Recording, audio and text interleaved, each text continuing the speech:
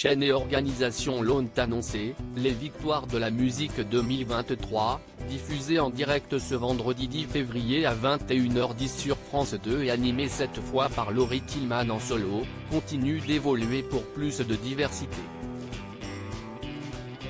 Alors, pourquoi voit-on les mêmes nommés d'une année sur l'autre ? 2023 sonne pour les victoires de la musique le retour à la normale ce vendredi 10 février dès 21h10 sur France 2, avec un public non masqué, contre des figurants en 2021.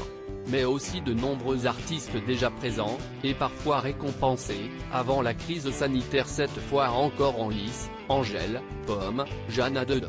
De la même façon, Orelsan, sacrée l'année passée, est nommée 3 fois, tandis que Juliette Armanet et Clara Luciani, nos 2 favorites pour la 37e édition, concourent pour 2 prix.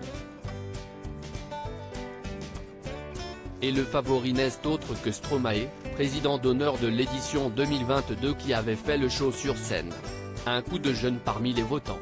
Pourtant, en coulisses du show dédié à un homme de télé disparu il y a peu, plusieurs changements sont annoncés. 50% des votants ont été remplacés tandis que 100 non-professionnels, choisis grâce à une opération du Pass Culture, à destination des 15-18 ans, et du Centre national de musique, ont eu leur mot à dire.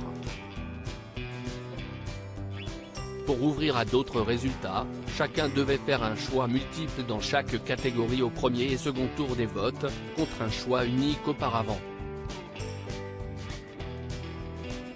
Mais les mêmes artistes sur le devant de la scène alors, comment expliquer ces noms qui reviennent finalement, hors révélation évidemment ? La durée d'exploitation d'un album est vraiment très longue. Et ceux qui ont remporté des prix en 2022 sont partis en concert par la suite.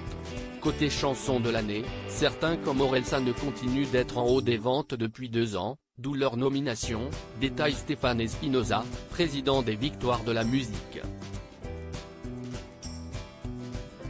Tandis que d'autres, comme Benjamin Biolay et son album Sinclair, ne figurent nulle part dans la liste des nommés. De là à citer le tube de Stromae tous les mêmes, il n'y a qu'un pas. À lire aussi victoire de la musique 2023, date, animation en solo, favori, nouveaux votants. Tout ce qu'il faut savoir sur cette 38e cérémonie.